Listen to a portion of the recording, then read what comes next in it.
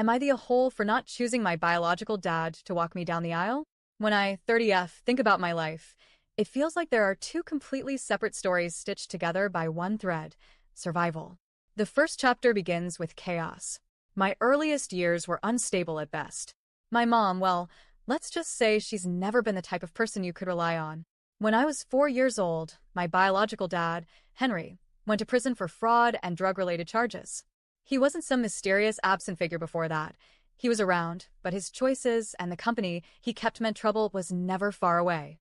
And when the law finally caught up to him, he was gone overnight. Suddenly, Mom was alone with 3 kids: me, my younger sister Lucille, and our older brother Max. But instead of figuring out how to be the parent we needed, she decided she couldn't handle it. She dropped us at our grandparents' house, literally handed us over, and left town.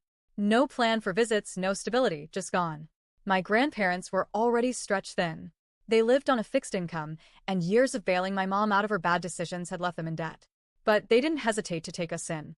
They made sure we were fed, clothed, and safe. We didn't have brand new toys or big vacations.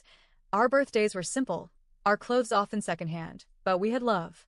And as a kid who'd just been abandoned by her mom, love was worth more than anything. About a year later, Mom came back. She looked different, more put together, cleaner. And she wasn't alone. She had a new husband, Daniel, in tow. He was quiet, polite, well-spoken, and nothing like the men she'd been with before. She claimed she had changed and wanted us back.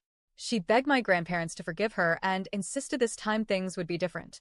My grandparents were wary, but Daniel seemed solid, stable, maybe even a good influence.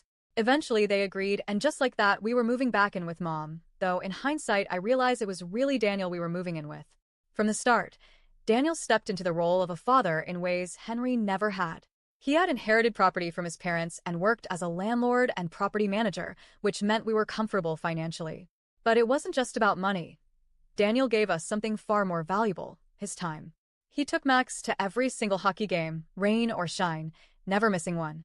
He built Lucille a tree house in the backyard, complete with a rope ladder and a little flag she got to design herself.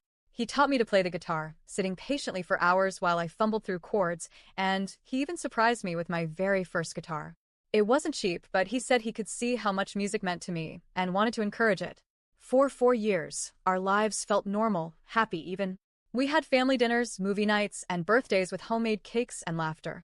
I thought maybe, just maybe, Mom had finally gotten it right. But then she threw it all away. Again. She cheated on Daniel with a coworker, and when she was caught, she left, just like she had before. The difference this time? Daniel didn't leave us. Even though he had no legal obligation anymore, he stayed. He came to visit us at our grandparents' house, helped us with schoolwork, and continued to be part of our lives. My grandparents adored him, and he was always welcome. When I was 13, my grandpa passed away. My grandma couldn't afford the mortgage on her own, so Daniel moved all of us, grandma included, into one of his rental properties, rent-free. And when Max and I eventually went to college, Daniel insisted on paying for our tuition and living expenses. Mom did resurface again, this time with yet another husband, Bert. I was already away at college, so I didn't spend much time around him. But from what Lucille and Grandma told me, he was decent enough. The only issue? Bert wasn't thrilled about Daniel still being in our lives. He saw us as his stepkids and didn't understand why Daniel was still around. But frankly, we didn't care. Daniel had been more of a dad to us than anyone else, and we weren't about to push him away. Then came another life-changing moment. During my last year of college, Mom died from an accidental overdose. It was a strange kind of grief, complicated and heavy. I felt sad, but not in the way I thought I should. Truthfully, we had been far more devastated when Grandpa died. At her funeral, I saw a man who looked uncannily like an older version of Max. It was Henry, our biological dad. He'd been out of prison and rehab for years, but hadn't been able to reconnect with us because, as it turned out, Mom had intercepted and destroyed every letter he sent. At first, I didn't believe him. But later, when visiting the old house my grandparents once owned, the new owners told us they'd been receiving letters addressed to us from prison. Not knowing our address, they had returned them to sender. Slowly, I realized Henry might have been telling the truth. Henry was emotional, saying how devastated he was that our mom had kept him from us, and how badly he wanted to make up for lost time. So we agreed to start seeing him, occasional lunches or dinners, but it was never the same as with Daniel.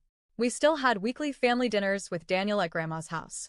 That relationship was deep, built over years of love, consistency, and sacrifice. Fast forward to now.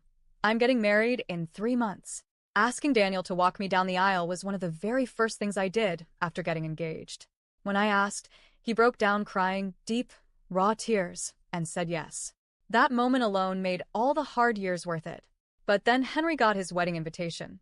He mentioned to Grandma how happy he was to have repaired things with his kids in time to give one of his daughters away.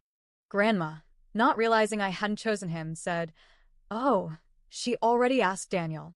Henry was furious. He showed up at my house, visibly angry, and demanded to know how I could do this to him after everything Mom had already taken from him. I tried to explain, calmly at first, that Daniel had been my father in every way that mattered, but Henry kept getting louder. It escalated to the point where my fiancé had to step in and ask him to leave. The argument got so intense that neighbors actually called the cops. Since then, Henry has been sending me angry texts, accusing me of betraying him. Daniel even heard about the confrontation and, being the incredible man he is, offered to step aside so my real dad could take his place. That broke me. I told him, through tears, "You are my real dad." And we both ended up crying. But Henry hasn't stopped. He's been blowing up Grandma's phone, Lucille's phone, Max's phone, anyone he can guilt trip. At my bridal shower, I even got snide remarks from certain relatives about choosing a stranger over your own flesh and blood.